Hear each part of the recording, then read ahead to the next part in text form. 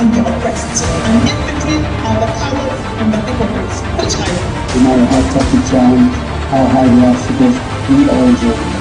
When Nigeria needs that, it's not about the dumb thing. Who can come and salvage us from where we are?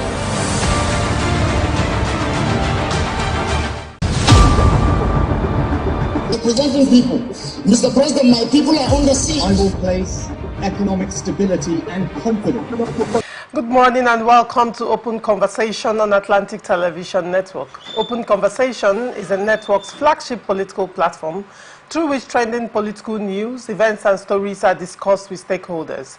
Through these conversations, ATN uses political talks about specific issues, party system and actor to explore hope and engender positive impact to the society. Today on Open Conversation, we'll look at first Rivers State. Court judgment not binding, APC says. And then on to Benue State, governor stops APC meeting, youths protest. And then on to Bauchi State, Emir stripes senator of title for criticizing governor. And on Kano State, Ganduje's aides blame Yusuf for violent protests. And on National Assembly, Senator Kawu's disclosure vindicates our Obasanjo, Atiku says. And on scandal, aircraft seizure exposed Nigeria's failed leadership, Obi says. We are open for advert placements, bookings and commercials. You can connect with us on all our ATN socials, Facebook and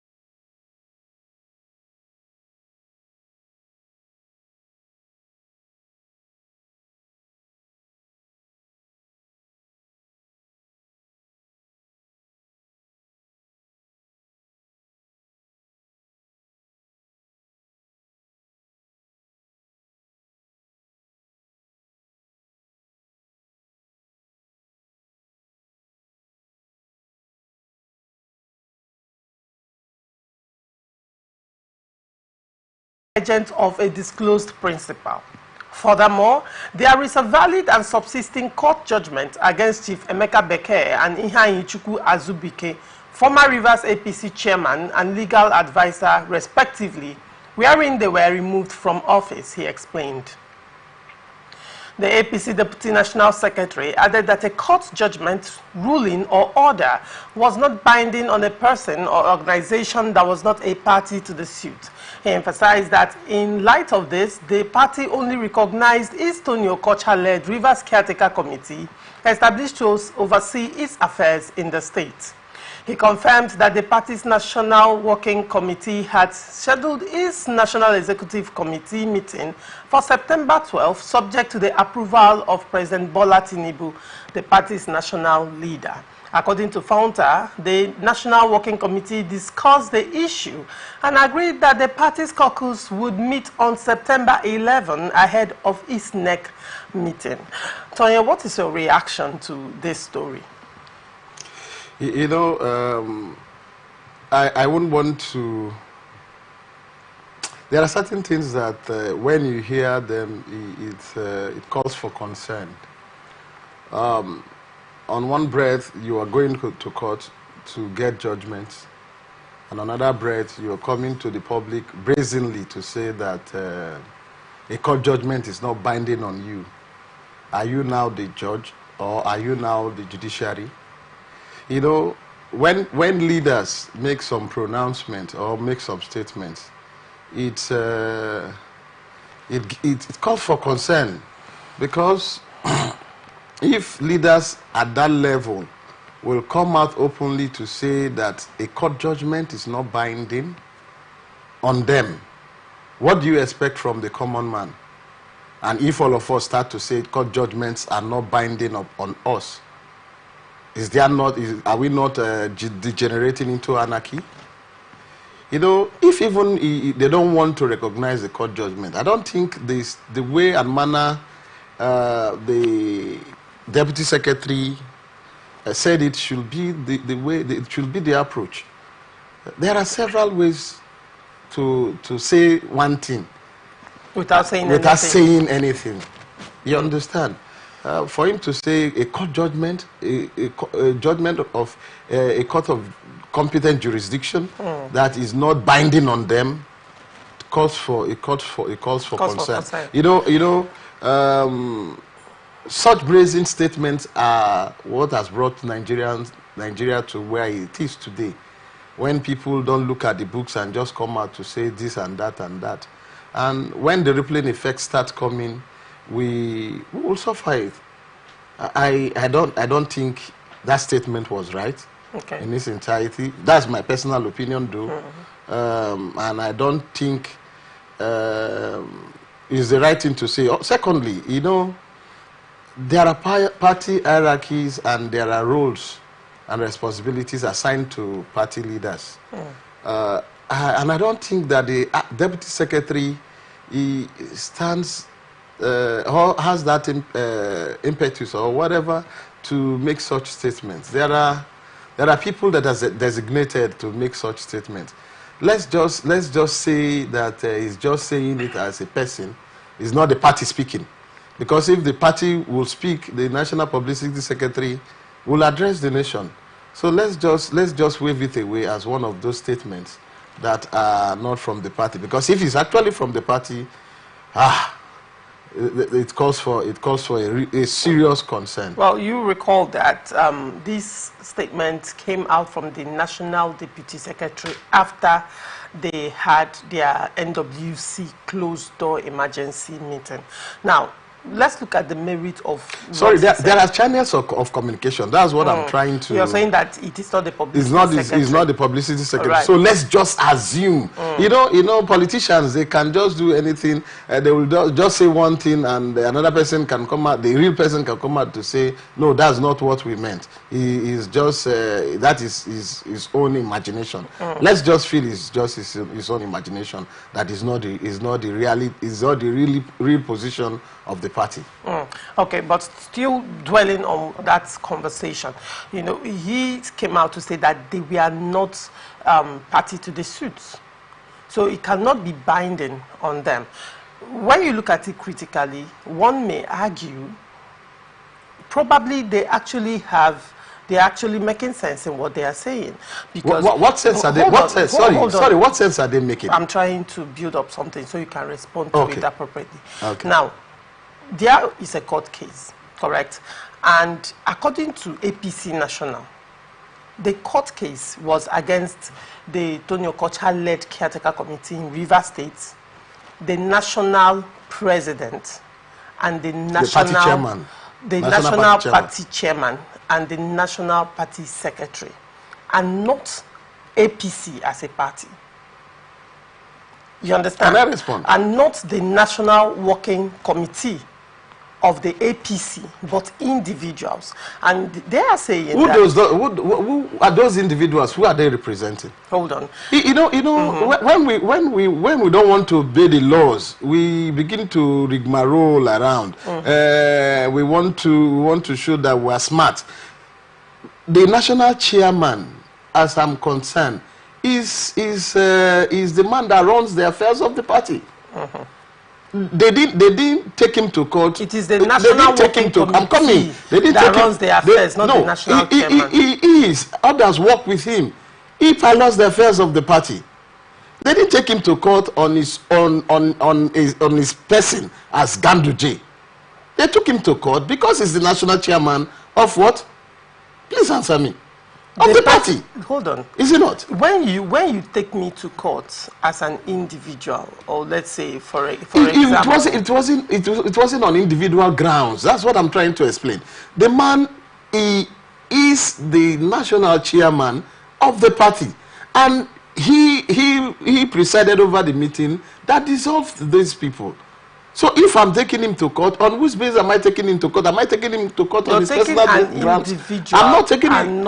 Anyway, I'm not party. Anyway, I'm not party to the suit, so I will not know. But I know he was taken to court on the grounds that he is the national chairman of APC, not as a former governor of Kano State. And the national secretary as well. Yes, and the national secretary. Now you have said it, as the national secretary, not as a person. Now, the thing is, there is a difference between an individual and an institution. Now they're saying that in that case, the judgment that was given, was APC not mentioned?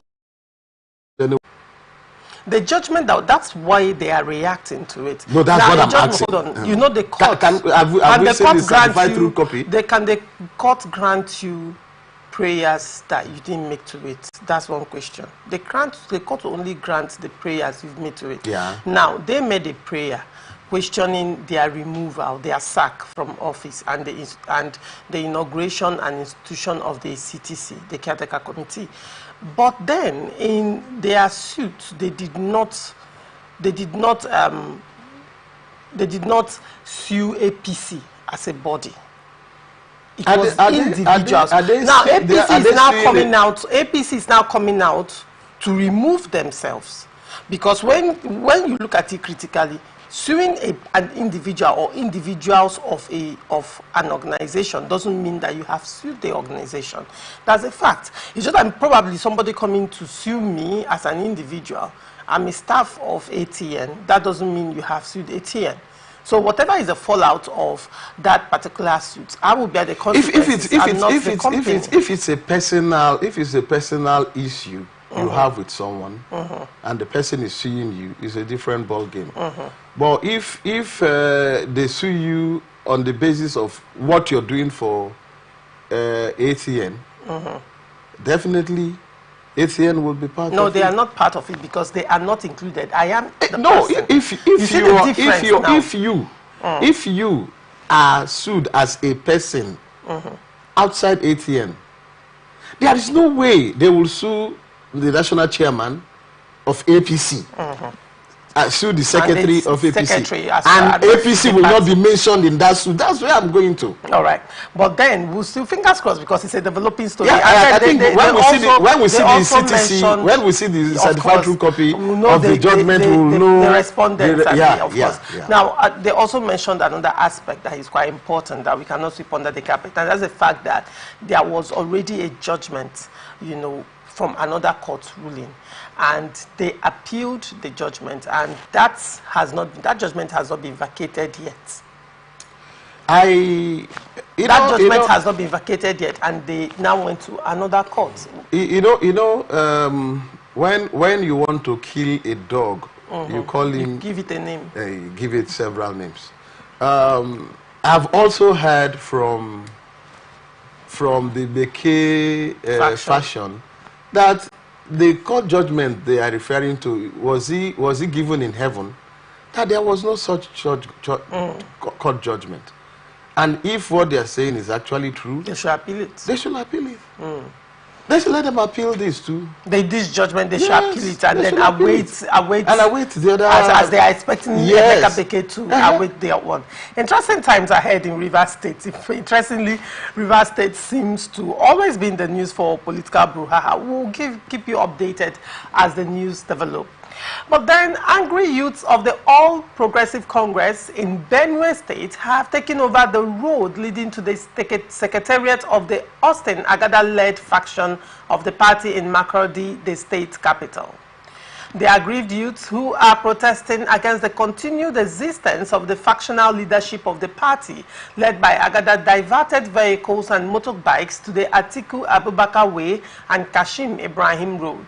Repair work on the damaged portion of the road forced motorists to use one lane of the dual carriage road and further impeded vehicular movement around the secretariat. The youths were not deterred by the presence of security personnel who were at the entrance of the deserted secretariat.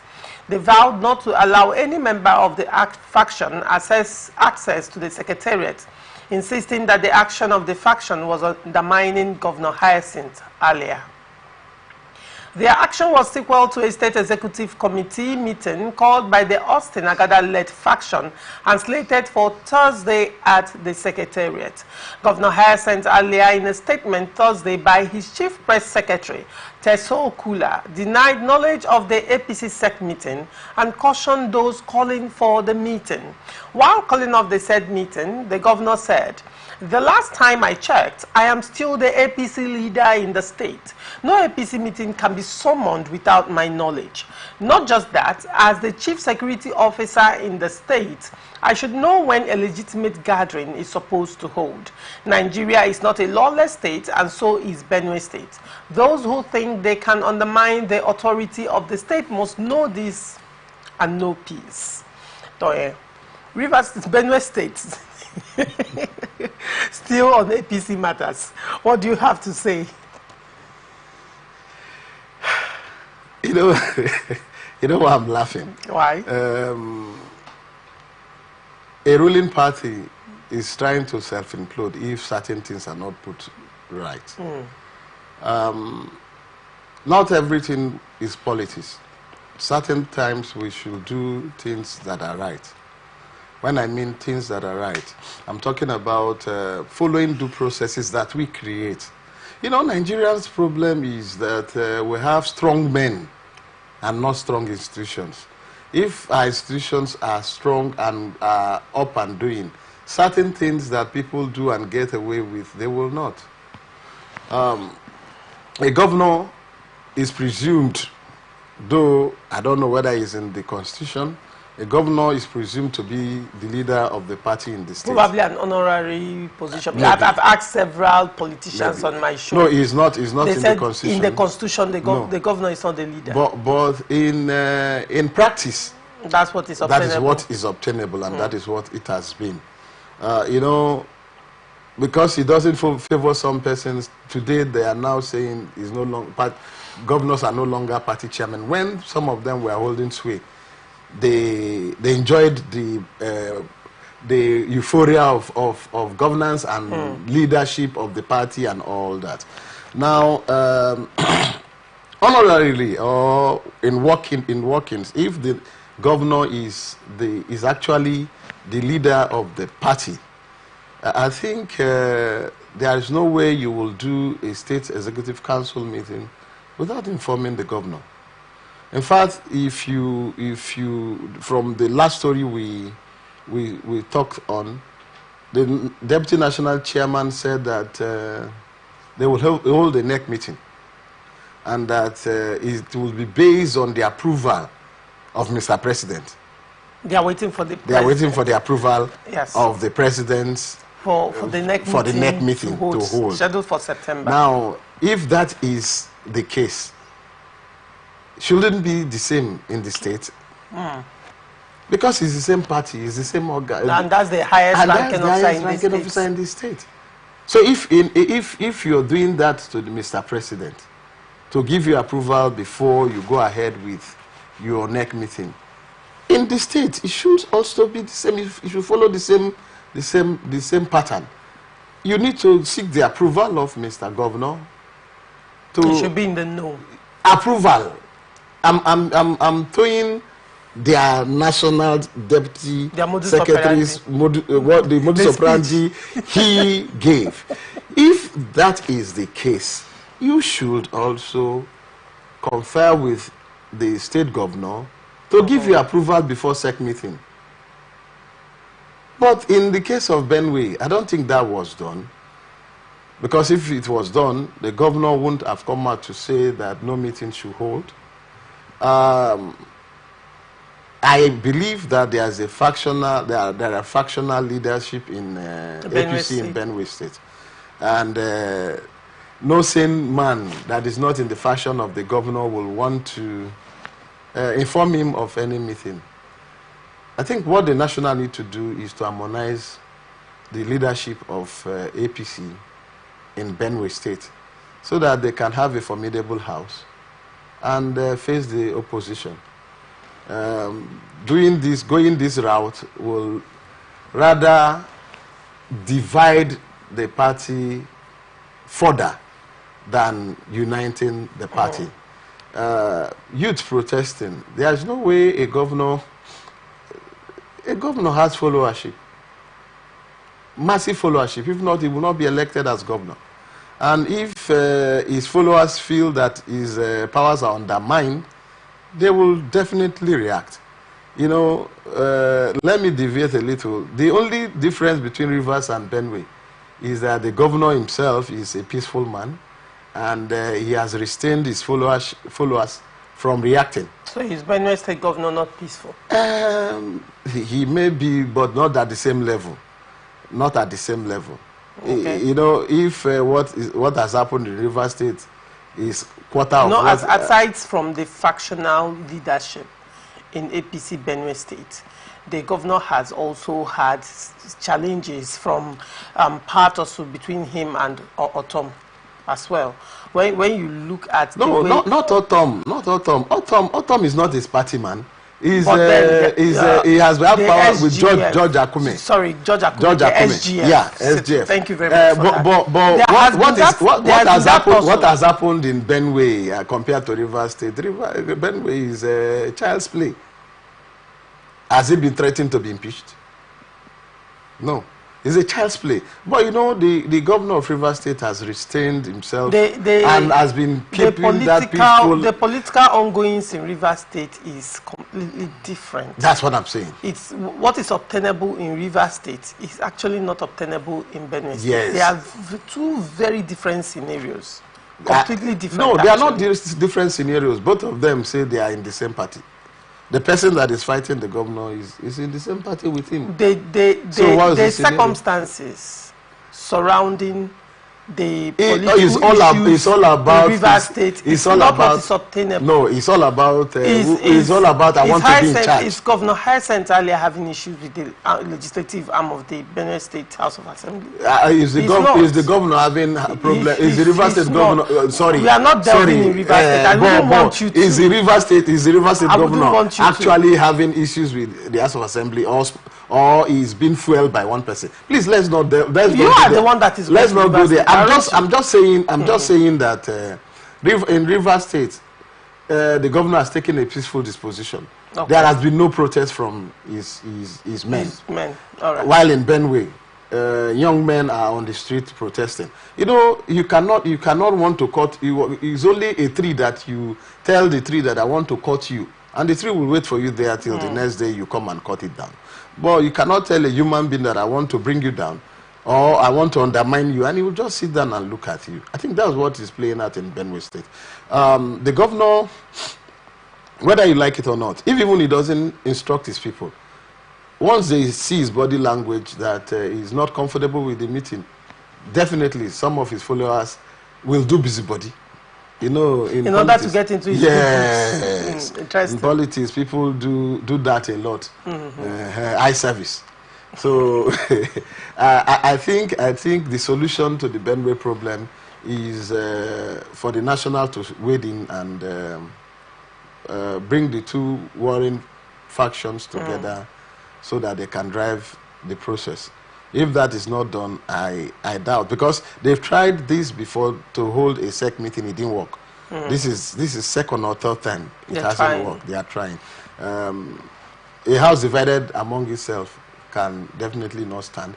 So they should look for means to unite the. Now talking about reconciliation, one would wonder at probably the APC's silence, protracted silence in the crisis going on in Benue State, because when you look at Edo State, probably because Edo State is in its election season, but when you look at Edo State after the primaries by APC, you know the fallout of the primaries. There were issues among the candidates, but APC was very quickly, they were able to constitute a committee, reconciliation committee, arbitrated between both parties. They were able to bring them together. One became the governor, the Guba candidate, and the other one became a running mate. And to a large extent, they've been very cohesive, marching into the Edo State governorship election.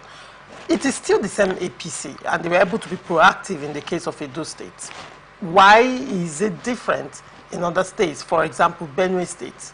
Do you see the influence of the national negatively in the political conundrum in Benue State?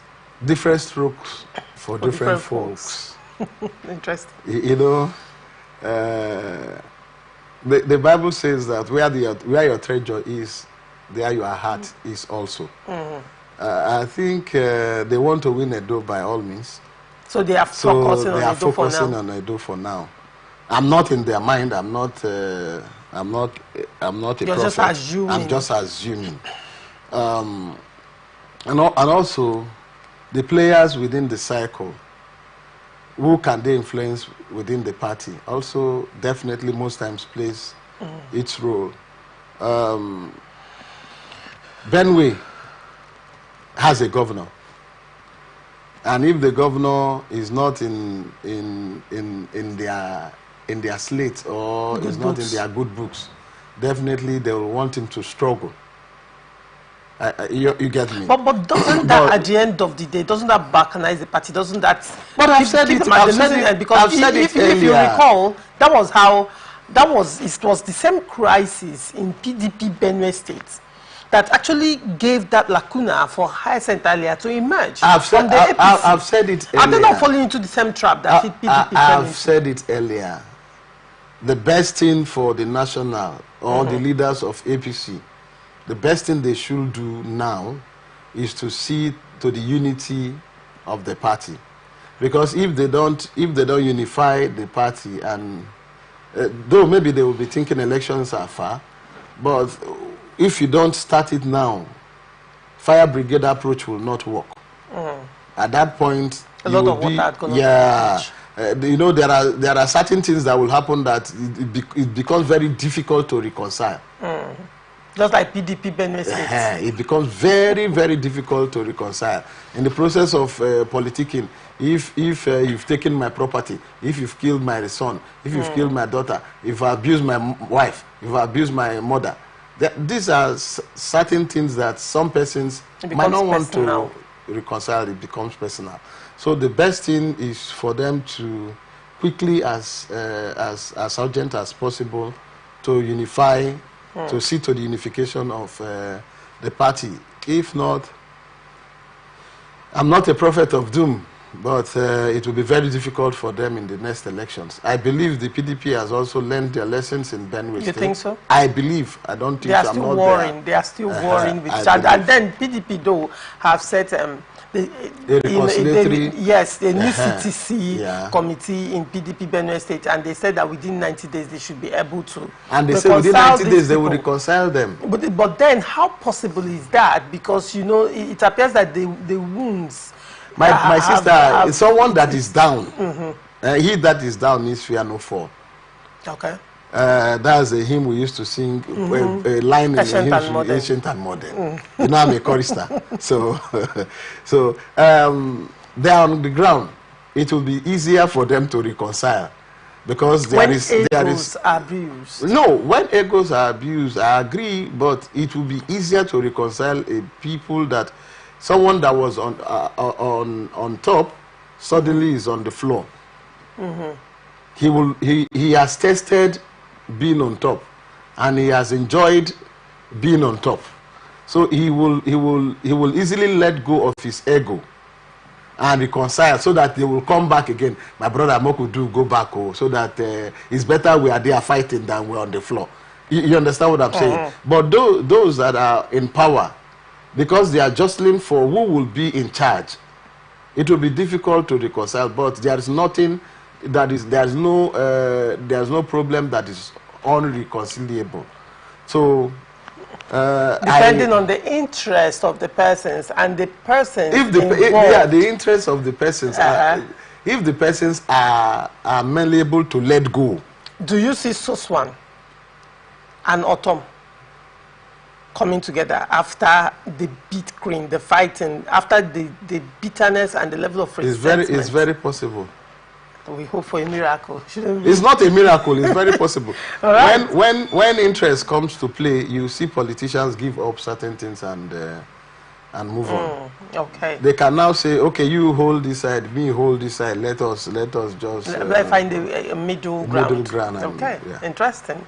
Emma of Bauchi, Riowanu Adamu, has stripped the senator representing Bauchi South, Shehu Buba, of his traditional title of Majidadin Bauchi over alleged disrespect to Governor Bala Mohammed.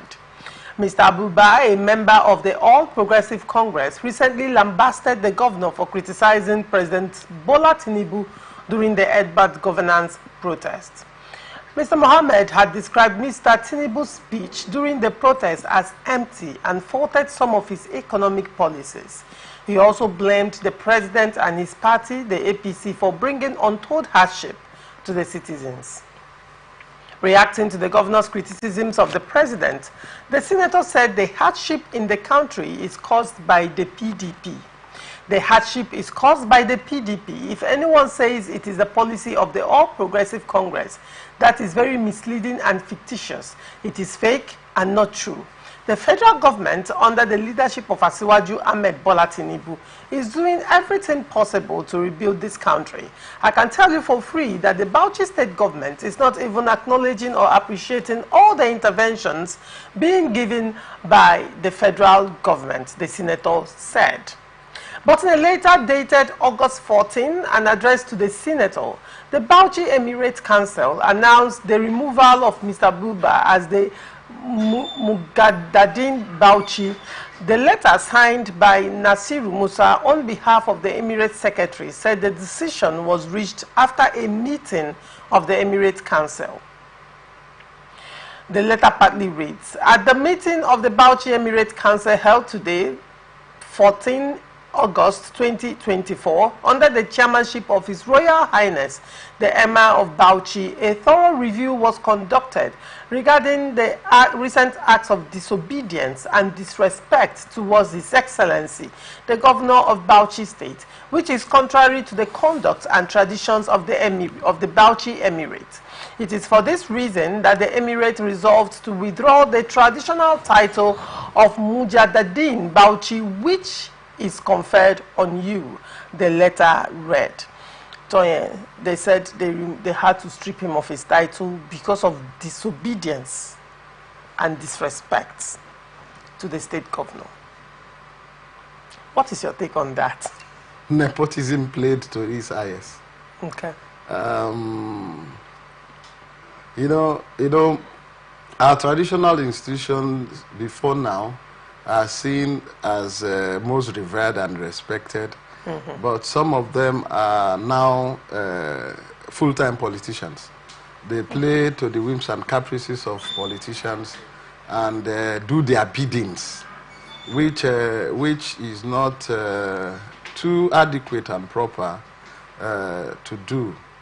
I think their decision was too harsh and hasty, because you need to also give the man a fair hearing. I don't think that was done. If it was done, Maybe he may have given reasons why he said so, but he on his own also is he attributed the hardship. He attributed the saying that goes, table manners, when you're eating, don't talk. Why will he, in his right senses, say that the hardship is brought on Nigerians by the PDP? PDP has been out of power for almost 9 years or 10. These 9 years or what have you, has it been the PDP that is in charge? It don't keep on blaming, doing the same thing again and again and expect a different result. Not at all. Buhari did that for virtually 8 years, blaming the PDP. It was the PDP that brought us to where we are.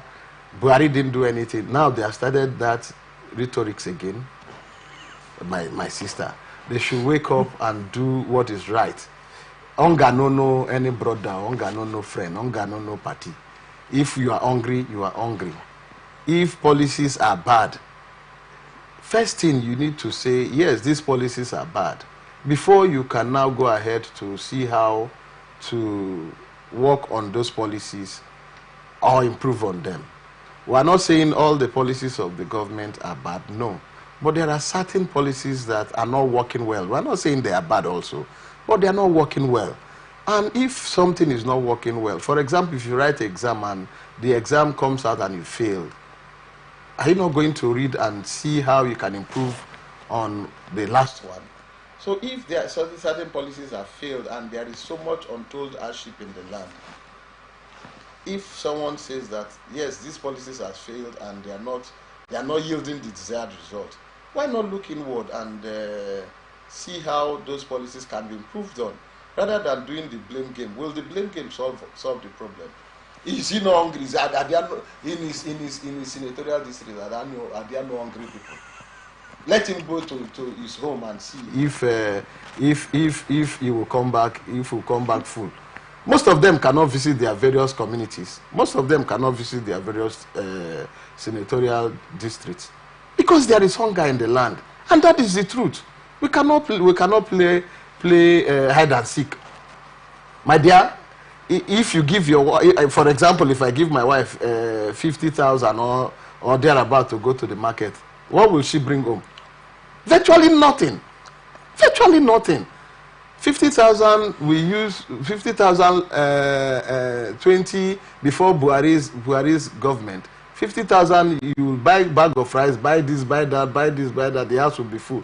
Now take 50,000 to the market. You will see whether you think whether you dash it out to somebody. So there is hunger in the land, and that led to the end bad governance protest. You know, I'm hearing from certain quarters that people are saying NSA saying that it was to topple the government. No, people are saying the process of governance has been bad. It doesn't start today.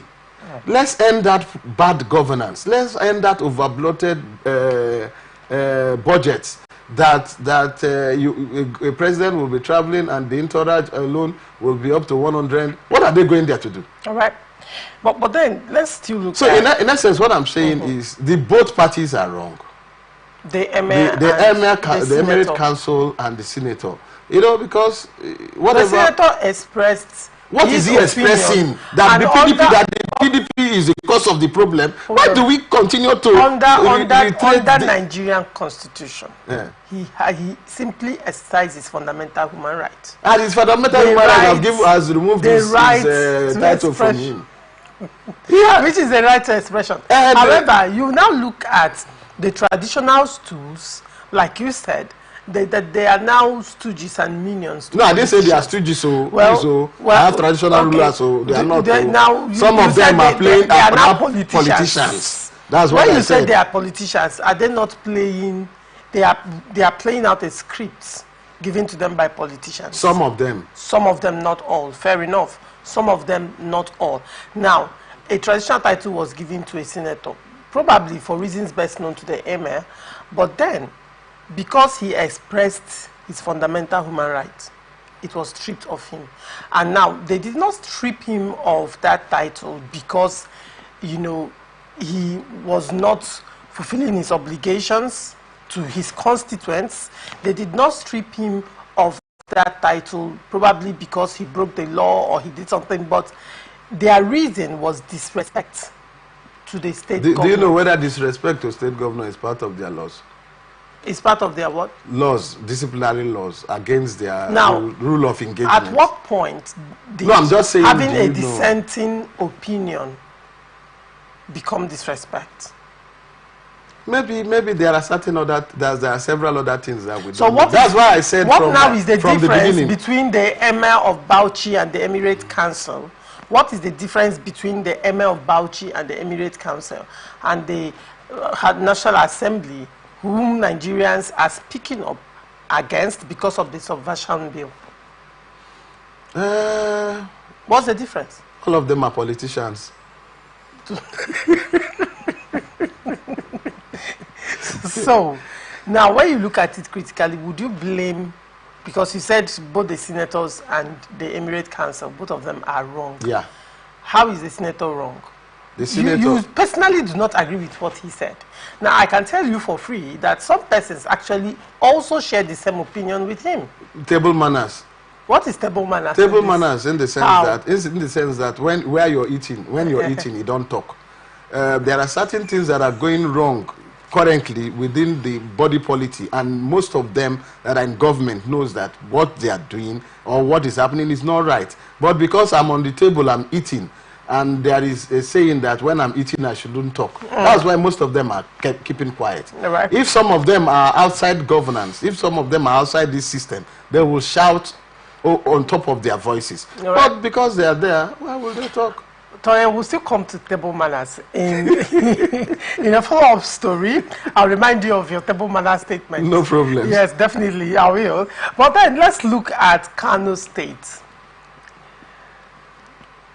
Edwin Olofo, Chief Press Secretary to Abdullahi Ganduje, National Chairman of the All Progressive Congress, has blamed the violent protest in Kano on Abba Yusuf, the governor. During the End Bad Governance demonstration, protesters broke into public buildings in Kano and carted away properties. While inspecting the damage done to the Kano State High Court building on Wednesday, Yusuf said documents of alleged corruption cases against Ganduje were taken away by hoodlums. In a statement on Thursday, Olofu said the federal government should launch an investigation into the protest in the state. He said, "It is alarming that a sitting governor would incite such chaos and violence within his state, putting the lives and properties of innocent citizens at risk. We strongly condemn this reckless and irresponsible behavior, which is an attempt to destabilize Kano, undermine the peace and security of the region, and more importantly, to tarnish the good image of our president. We demand that the federal government, through relevant security agencies, immediately launches a thorough investigation into the Kano State government's involvement in this unfortunate incident.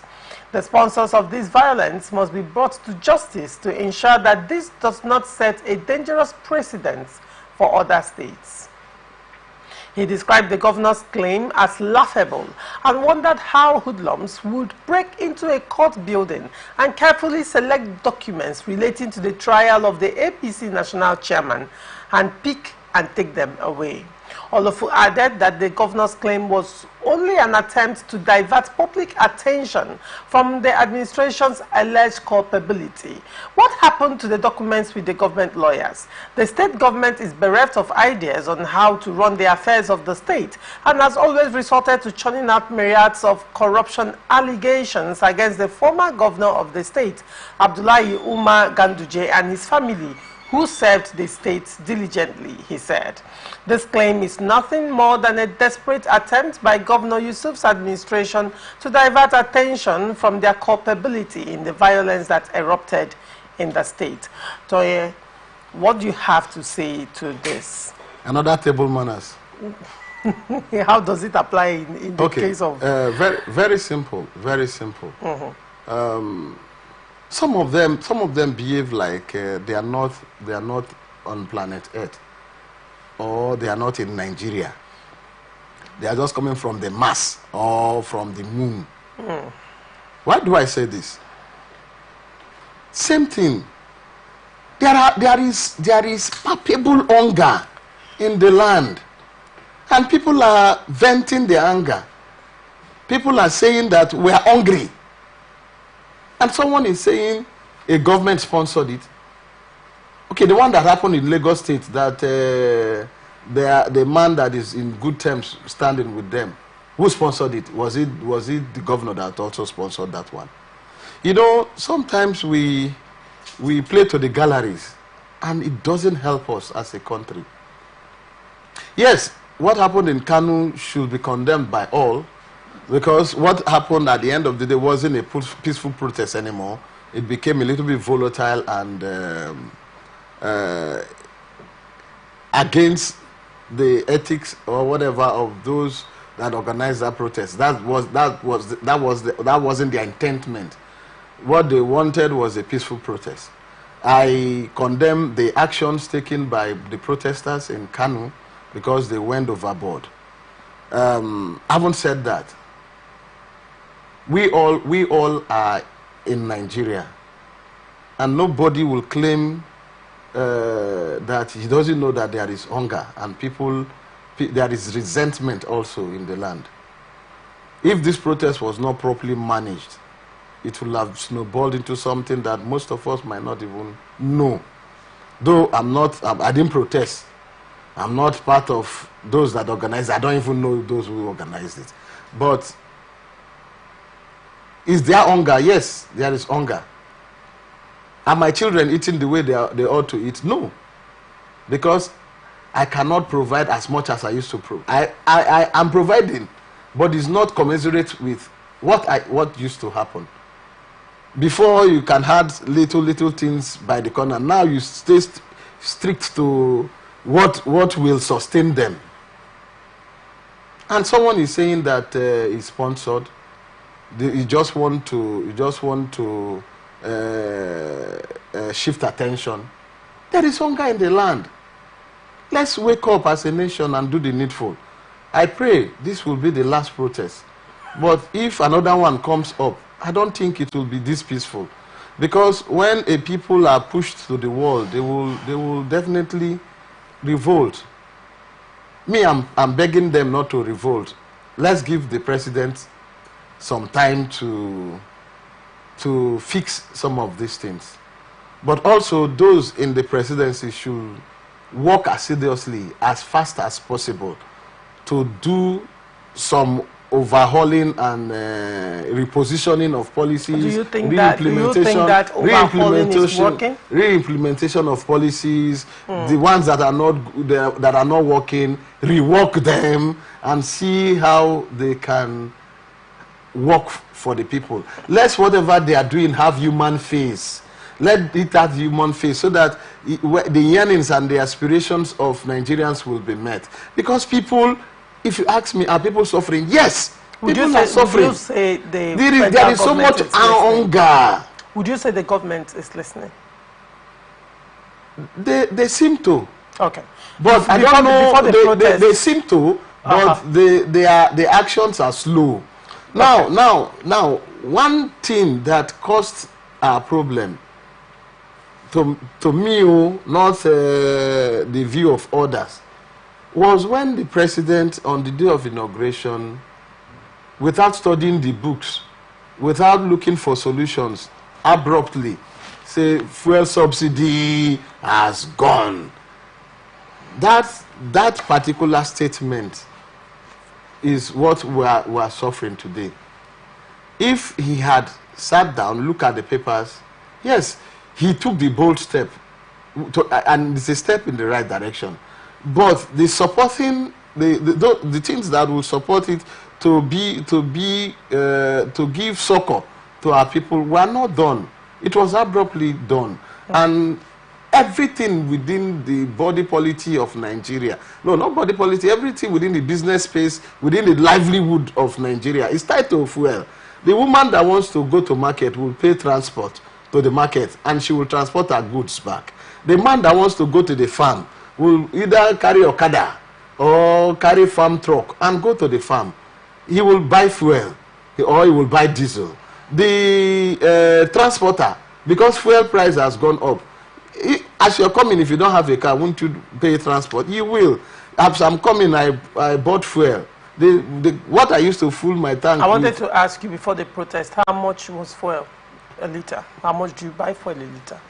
I bought fuel 700 and... how much did you buy today? 700. Now it's 890. Yesterday I bought for 900 naira. Oh, so it's still going up. So and my fuel is my tank is almost empty now. That means I'll go and buy 900 naira. You know, I can guarantee you're buying probably 950 or thereabout. Yes. Probably you buy and you're saying, and Olofo is saying that the protest was sponsored by the state governor. Let's avoid the next ones that will come. Let's do the needful. That's why I'm asking. Let's avoid the next ones that will come. The government appears to be listening.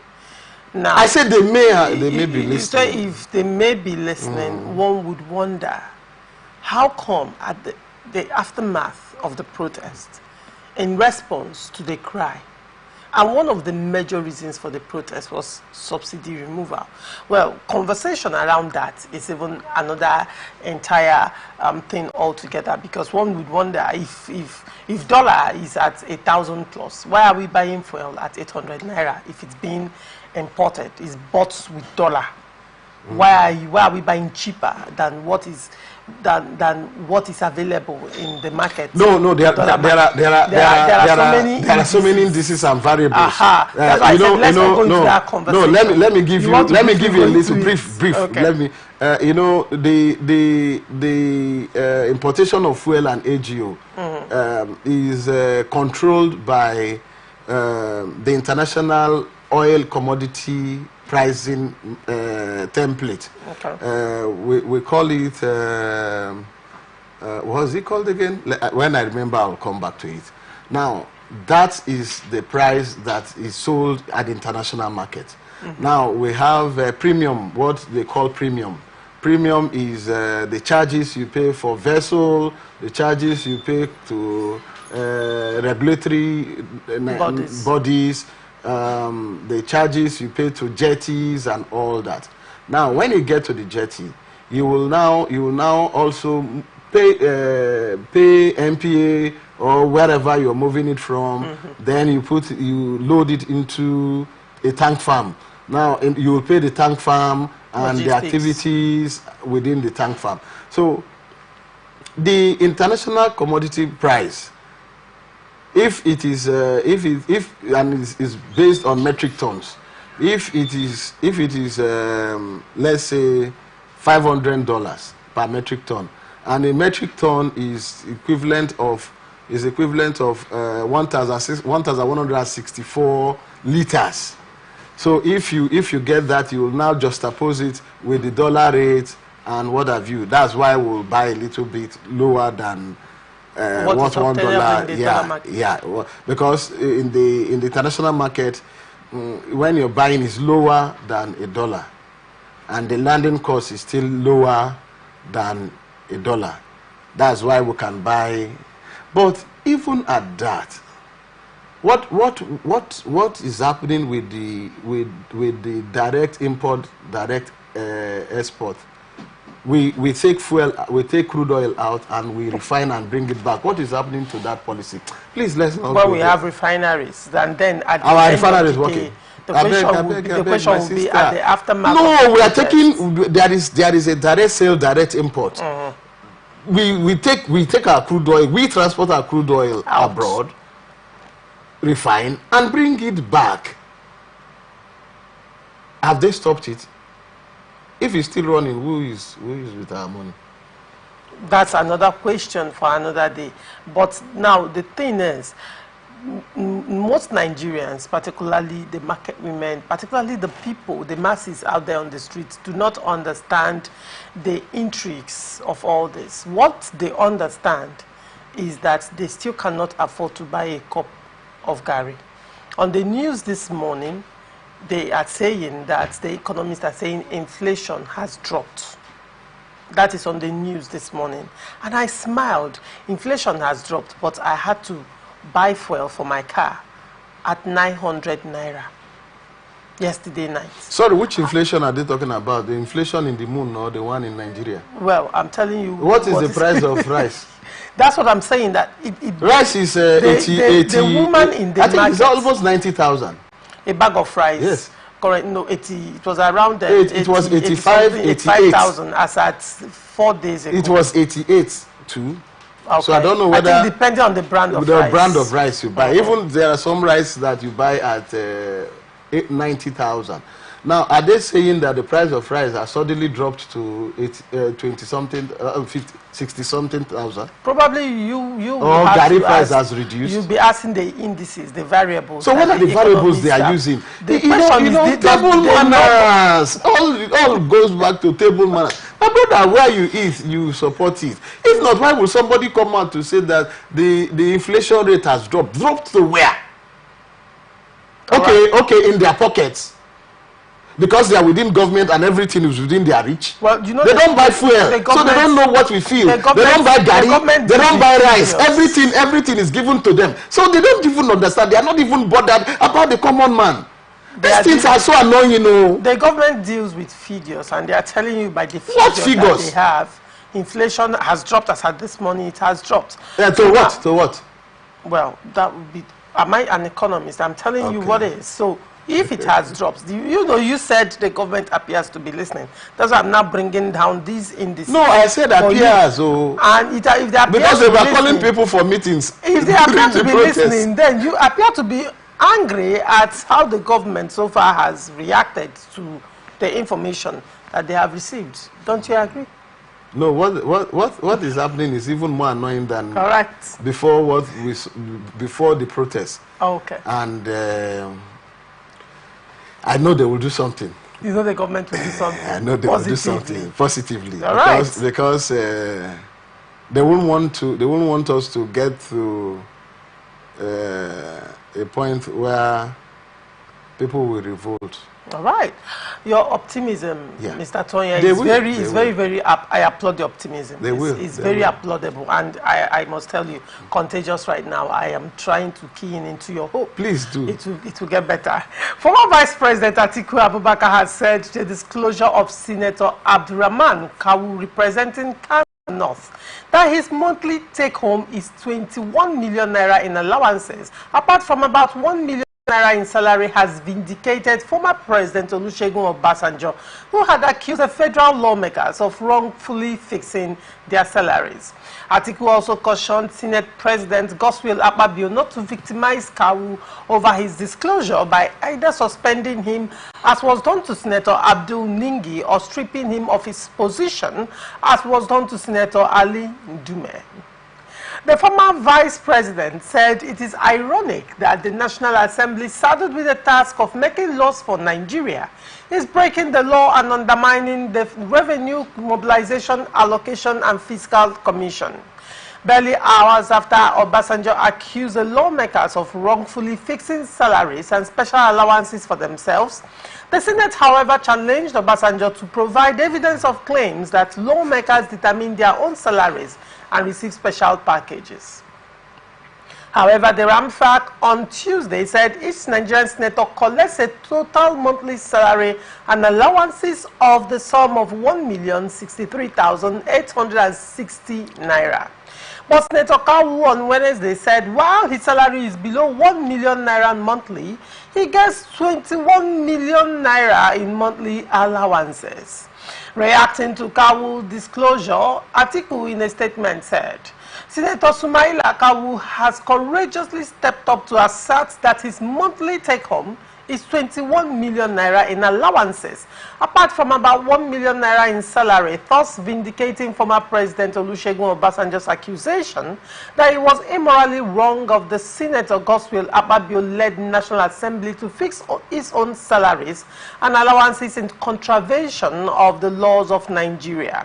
The position of Senator Sumaila, I hope, that stopping Senator Akpabio will not suspend him like Ningi or strip him of his position like Ndume not only confirms what Obasanjo said, it also puts a lie to the official response of the Senate that it does not fix its own salaries and allowances.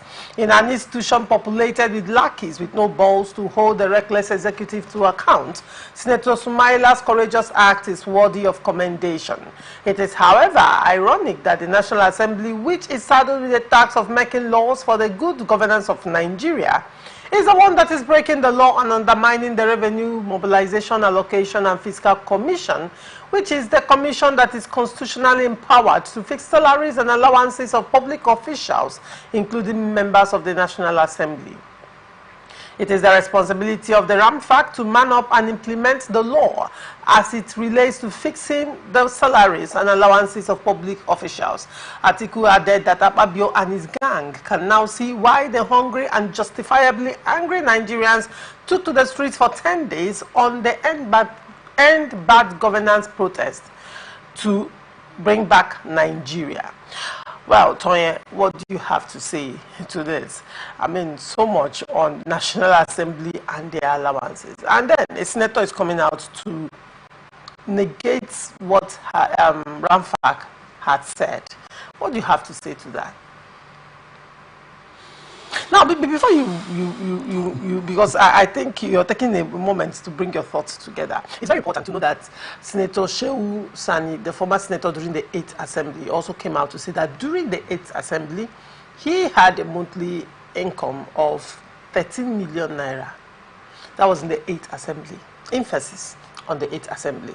Now, down to the 10th Assembly 2 years later, with crunching inflation, with the economy of the country, you know, dangling on the precipice of collapse, the National Assembly is taking as against 13 million in the 8th Assembly.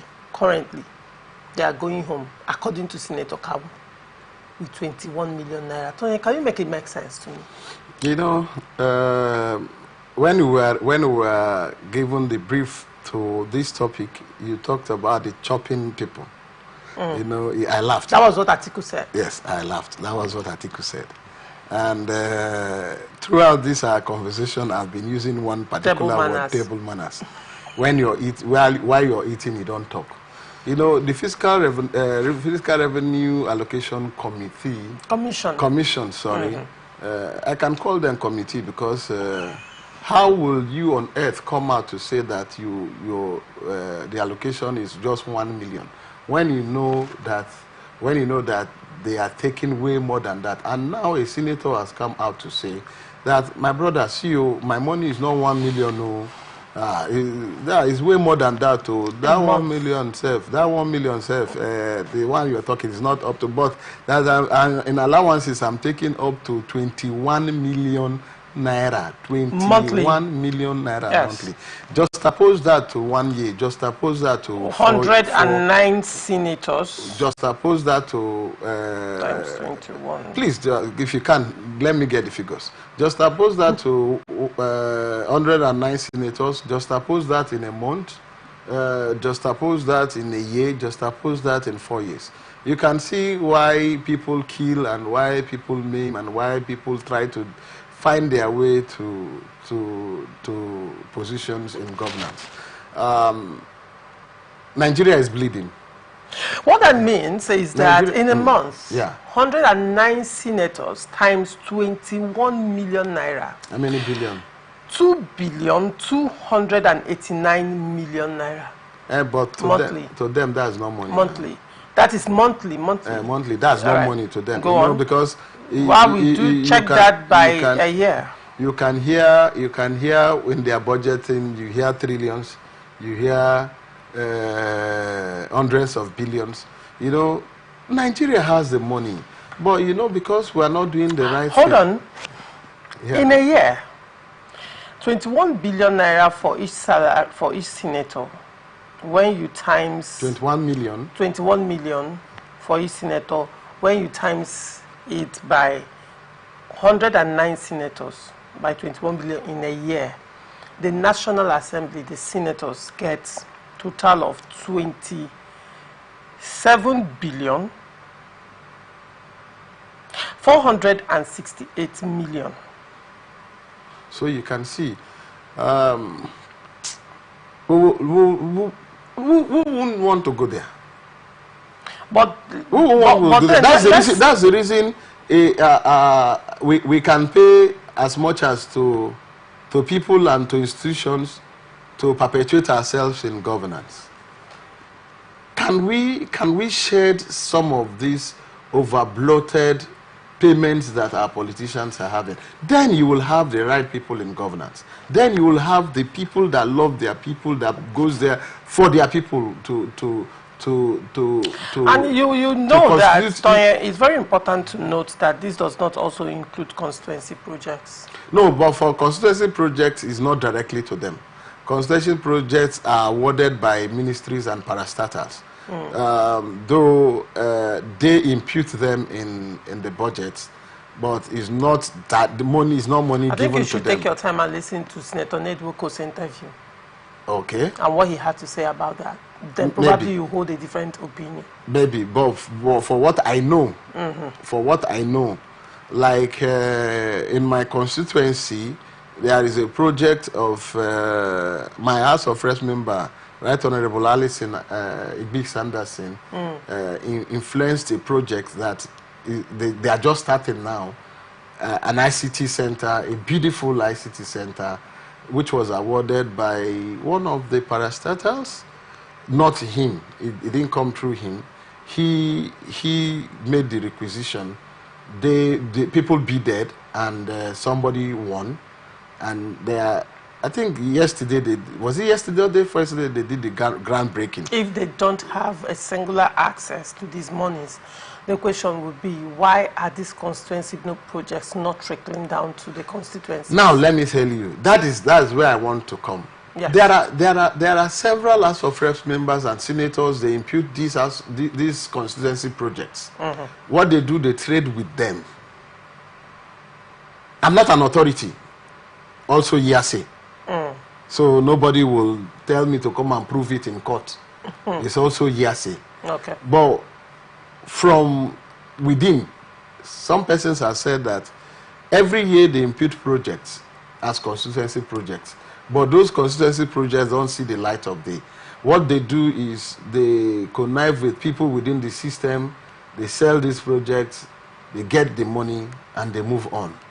But the few that have said, no, I love my people, and I want my people to benefit from my time as a leader or as a member of the National Assembly, you see those projects being executed. Like I said earlier, there is one going on, a beautiful modern day building that has started. I visited the site yesterday, and they've dug the foundation already. They've started building. I don't want to indict some others. Did we see such thing in their times? No. For 8 years or 12 years, somebody was in the National Assembly. We didn't see such. But this time around, I give thumbs up to him that all the projects imputed in the budget as constituency project are seeing the light. They are also building a classroom block in Bolo.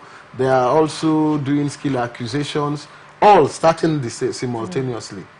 If all our leaders will do this, I believe our communities will have been better for it by now. As against 21 million, I mean that's a lot. But when the 21 million is. Let me not use some words because I'm on a live TV. Yes, please. Don't try. 21 million for one person. For one person. And in a year, the senators go home with 27,480,000,000, and that's the basic take home. And there are underground currents take home. I think to a large extent, Obasanjo has been vindicated. Let's delve into the story. Obasanjo has been a president. Obasanjo is not just a walkabout within governance. At a point in time, he was CNC. He had approved such thing for the National Assembly before. So when he's talking on the standpoint of authority. It's not hearsay. It's not hearsay. He knows what he's saying. He is he's not a small boy in the body politic of Nigeria. If even as he's not in governance today, some of his children, some of his boys are still there. They will come back to tell him, "Oh God, this is how." He will ask questions and they will give him the right answers. So Obasanjo is not in the fringes that he will just assume. No, he knows what he's saying, and somebody has come to corroborate what he said, which means what he said is the correct story. Let the chopping. Somebody said that they should protest while we stay at home and chop. Let the chopping continue. That's the Senate President Ababio. Let the chopping continues. Oh, probably that was why Atiku called him the chopping. Yeah. Interesting. 2023 presidential candidate of the Labour Party, Mr. Peter Obi, has described the seizure of aircraft in Nigeria's presidential air fleet as an international embarrassment. Obi said the development has exposed Nigeria's failed leadership and poor attitude to the rule of law in a democracy. He said, the trending international news on the seizure of 3 jets belonging to Nigeria's presidential fleet is yet another of many embarrassing things exposing our failed leadership.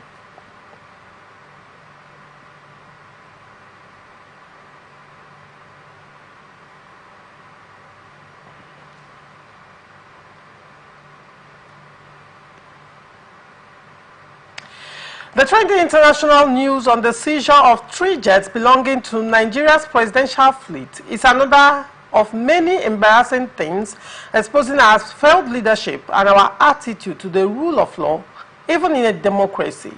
It has also exposed multiple dimensions to our leadership failure and our insensitivity to the plight of the growing poor class in our midst.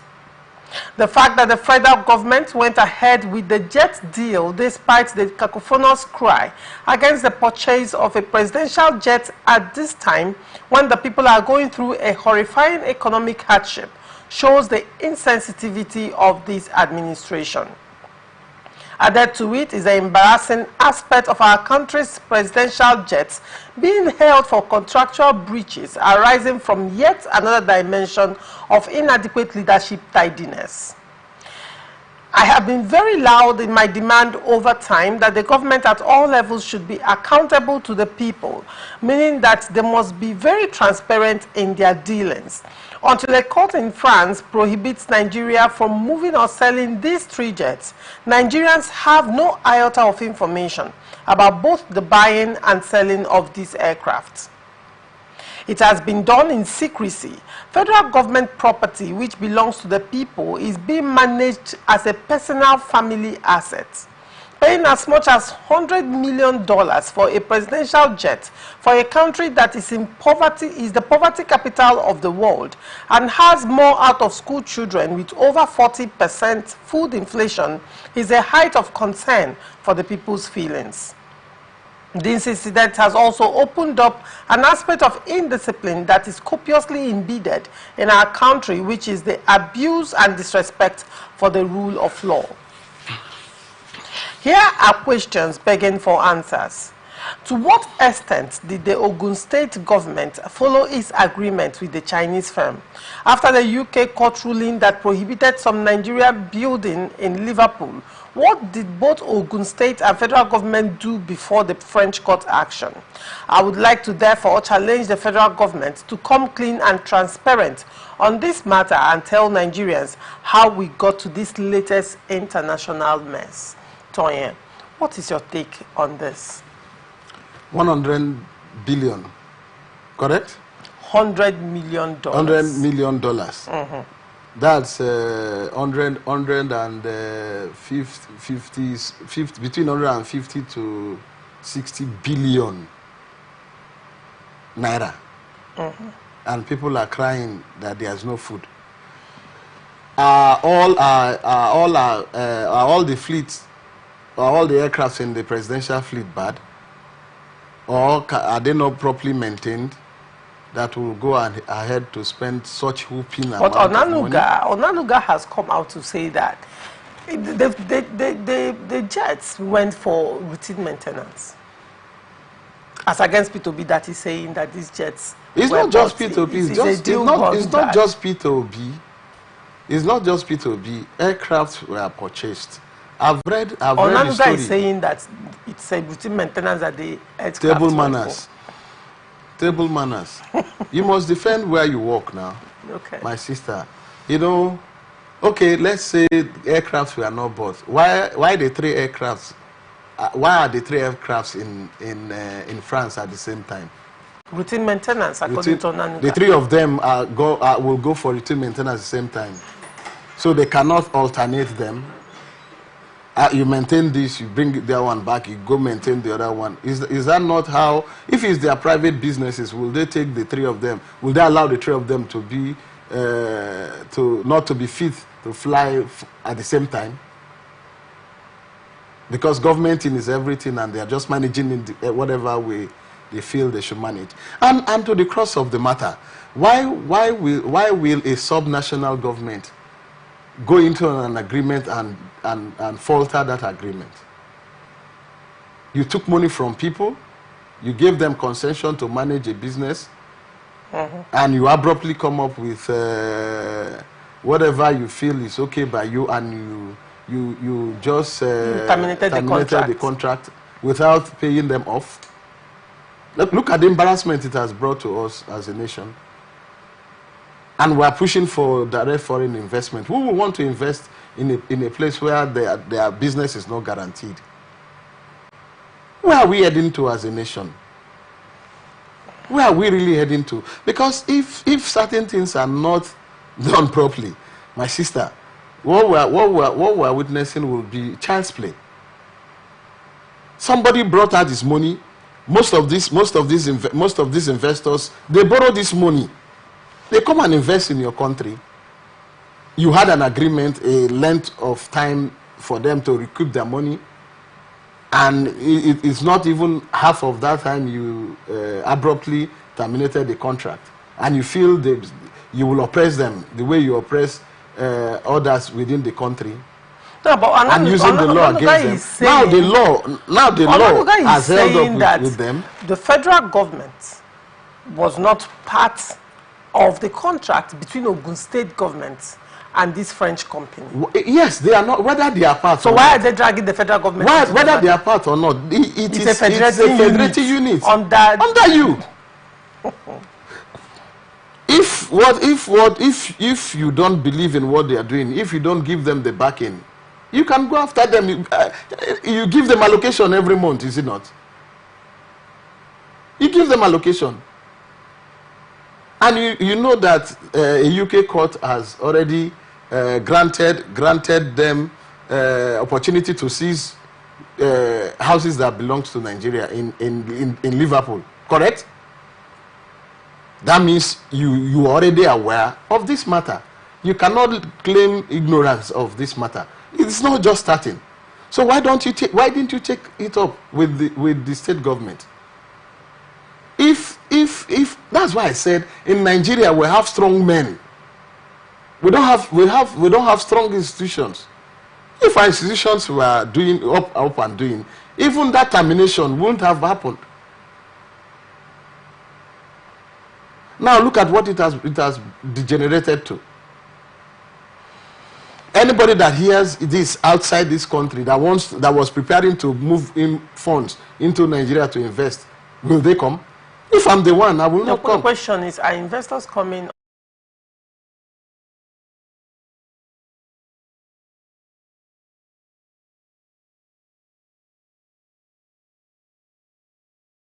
At least one or two will come. You know, investment policies are not the same. What I'm looking for might not be what you're looking for.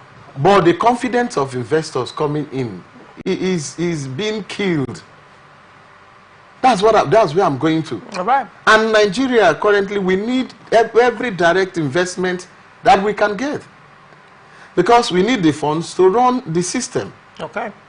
But with this kind of story, with this kind of happenings, if it's you, will it will come. demarcate Nigeria. Definitely. It It will definitely demarket Nigeria, and as it's demarketed Nigeria, to whose detriment?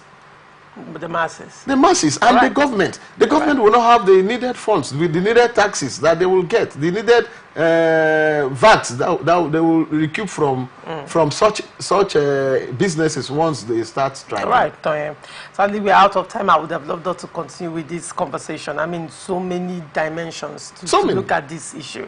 Well, thank you so much for coming on Open Conversation. It was a pleasure having you. Thank you for having me. Right. Thank you for having me. And this is where we wrap it up on this episode of Open Conversation. We are open for advert placements, bookings, and commercials. You can connect with us on all our ATN socials, Facebook and YouTube, Atlantic Television Network, Instagram and TikTok, Atlantic TV Network 1, and on Twitter, Atlantic TV Net. Watch us live on our website, www.atlanticnetwork.tv. Do not forget, peace and unity are the pathways to progress. Thank you for watching. I am Ugu Laurentia. Transition News comes up next. Do not go away.